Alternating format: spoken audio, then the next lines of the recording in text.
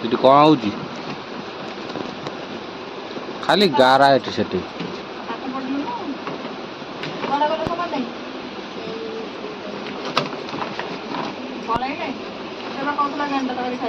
କିଏ? ମତେ କହୁଛି ନା ଆସିକି କହୁଛି ମାଉସୀ ମାଉସୀ ଦେଖିଲେ ଟିଙ୍ଗା ନୁହଁ ଯାଇକି ମତେ ବାଡ଼ୁଛି। ମୁଁ କନଫ୍ୟୁଜ ହେଇଗଲି ମାଉସୀ ମାଉସୀ କାହାକୁ ଡାକୁଛି। ବୋଉ କହିଲା ଅନେଇଲି ମୁଁ ସାର ଅନେଇଲି ମୁଁ କିଏ ଡାକୁଛୁ ମାଉସୀ ମାଉସୀ। ମୁଁ କହିଲି ପୁଅ କାହାକୁ ଡାକୁଛ ନା ମୁଁ ତମକୁ ଡାକୁଛି। ମୁଁ କହିଲି ମୋ ମାଇଁ ହେବି ମତେ କଣ ମାଉସୀ ମାଉସୀ ଡାକୁଛ ନା ଭୁଲରେ ଡାକିଦେଲି। ମତେ କହୁଛି ମୁଁ ଭୁଲରେ ଡାକିଦେଲି ହେଲା। ଏଇ ଯେ ଆମେ ହସିବୁ ଏତେ ଆଳୁ କ'ଣ ଏତେ ଆଳୁ କ'ଣ କାଲି ପରା ଭୋଜି ଅଛି। କାହିଁକି ଆମ ଘର ଆମର ତ ଟେଣ୍ଟ ଭଡ଼ା ହେଇନାହିଁ। ଟେଣ୍ଟ କ'ଣ ବାଡ଼ା ହବା? ଏଇ ତ କାଲି ଗୋଟେ ସରପ୍ରାଇଜ ଭୋଜି ଅଛି। ଓ ମା ହାପି ବାର୍ଥଡେ କାଲିରେ। କାଲି ଗୋଟେ ସରପ୍ରାଇଜ ରହିଲା ଭୋଜି ଅଛି କାଲି। ସେଥିପାଇଁ ଆମର ପରିବା ସବୁ ନେଇକି ଆସିଲି ଆଜି। ଆଜି ପରିବା ଭାବରେ ସବୁ ଥୁଆ ହେଉଛି। କାଲି କ'ଣ ଆଇଟମ୍ ହେବ? ଭାତ ଡାଲି ବାଇଗଣ ଭଜା ଆଉ ଟମାଟୋ ଆଣିଛି 2 କିଲୋ। ଟମାଟୋ ବି ଖଟା ହେବ। ମାନେ ଅଧେ କିଲେ ହେବଣି ଏଗୁରା। ଏମିତି ସବୁ ଚାଲିଛି ଆୟୋଜନ। ପରିବା ତ ଯାହା ରେଟ୍। ପରିବା ତ ଏବେ ପ୍ରବଳ ରେଟ୍ ଆଉ ପରିବା ସେତେ ଅଧିକ କିଛି ଆଣି ହେଲାନି। ରାକ୍ଷୀ ବାନ୍ଧିଛ କ'ଣ? କାଲି ତ ରାକ୍ଷୀ ପୂର୍ଣ୍ଣିମା ଏମିତି ଅଛି ଆଉ କାଲି ବି ରାକ୍ଷୀ ପୂର୍ଣ୍ଣିମାରେ କାଲି ରାକ୍ଷୀ ପୂର୍ଣ୍ଣିମା ଅଛି। କିନ୍ତୁ କାଲି ରାକ୍ଷୀ ପୂର୍ଣ୍ଣିମାରେ ବି ଗୋଟେ ସ୍ପେଶାଲ ରାକ୍ଷୀ ପୂର୍ଣ୍ଣିମା ସହିତ ଆମର ଗୋଟେ ଭୋଜି ଅଛି। ଆରେ ରାକ୍ଷୀ ବନ୍ଧା ହେଇଗଲାଣି କ'ଣ? ମୋର ବି ଏବେ ରିସେଣ୍ଟଲି ଏବେ ରାକ୍ଷୀ ବନ୍ଧା ସରିଗଲାଣି। କ'ଣ କାଲି ହେଇଥାନ୍ତା ବା? କାଲି ରାକ୍ଷୀ ବନ୍ଧନ ଅଛି। ଆଜି ମୋର ରାକ୍ଷୀ ବନ୍ଧା ସରିଗଲା। ଆଉ ଏବେ ଜଷ୍ଟ ହାଟରୁ ଆସିକି ବସିକି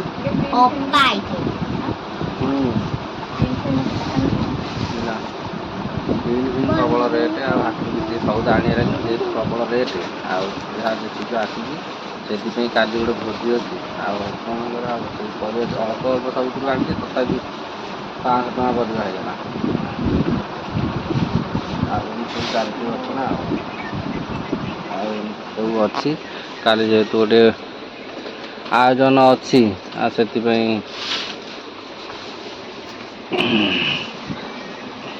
ବଡ଼ ଆୟୋଜନ ନୁହଁ। 50 ଲୋକଙ୍କ ପାଇଁ ହେବ ଆଉ ଆଇଟମ୍। 50 ଲୋକଙ୍କ ପାଇଁ ଆଇଟମ୍ ହେଲେ ରୋଷେଇଆ ଡକା ହେବ ନା ତୁ କରିଦେବୁ? ସବୁ ବର୍ଷ ତ ଡାକ। ସବୁ ବର୍ଷ ନିଜେ କରିବୁ ବୋଲି ଏ ବର୍ଷ ବି କରିବୁ? ମୁଁ ଅଛି ମାନେ ସବୁ ଅଛି। ଏ ଘର ଧୂଆଁ ଭିଡ଼ୁଛି ଖାଲି ଫ୍ୟାନ୍ ବୁଲୁଛି ଧୂଆଁ ହେଉଛି ଖାଲି କେମିତି ଦେଖାଯାଉଛି।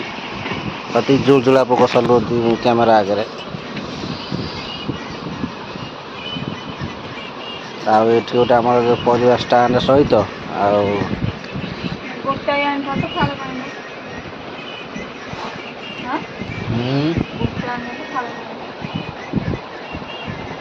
ଛୋଟ ନଥିଲା ଆଉ। ବାଇଗଣ ଏଇ ବାଇଗଣ ଆଣ।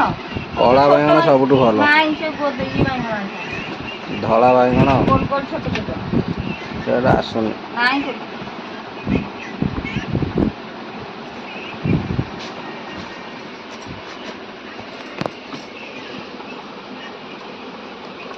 କାଲି ରାକ୍ଷୀ ପୂର୍ଣ୍ଣିମାରେ ନିମନ୍ତ୍ରଣ ରହିଲା। ଯିଏ ଭୋଜି ଖାଇବା କଥା ଜଲ୍ଦି ଜଲ୍ଦି ଆସିବ ଭାରି 2ଟା ବେଳକୁ।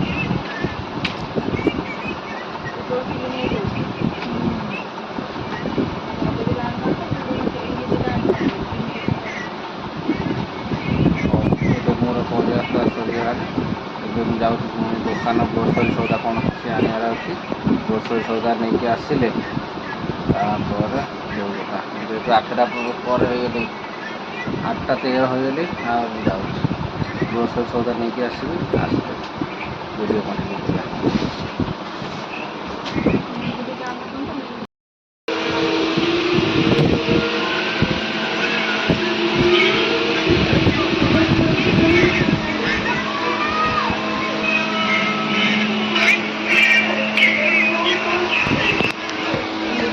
ହଉ ଏବେ ମୁଁ ଦୋକାନରୁ ଆସିକି ଖାଇବାକୁ ବସିଲାଣି। ଯେହେତୁ ରାତି 9ଟା 9:30 ହେଇଗଲାଣି ଆଉ ଦୋକାନରୁ ଆସିବା ଟିକେ ଲେଟ୍ ହେଇଗଲା। ସେଥିପାଇଁ ସମୟ ବହୁତ ହୋଇଗଲା ଆପଣଙ୍କୁ ଖାଇବା ଟିକେ ତାପରେ ବହୁତ ଫଟୋ ନେଇଗଲାଣି। ଆଜି ଆମର ରେସିପି କ'ଣ ହେଇଛି ଦେଖେଇବି। ସ୍ପେଶାଲ ରେସିପି ହେଉଛି ଆମର ଆଜି ବେସିନର ଅଣ୍ଡା ଆଉ ଆମର ମସରୁମ୍।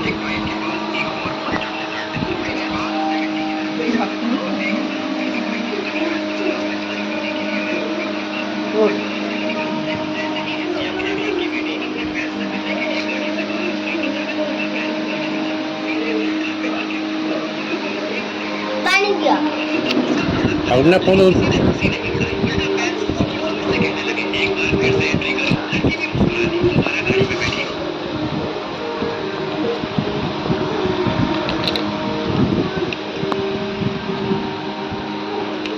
ଦେଶୀ ମସରୁମ୍।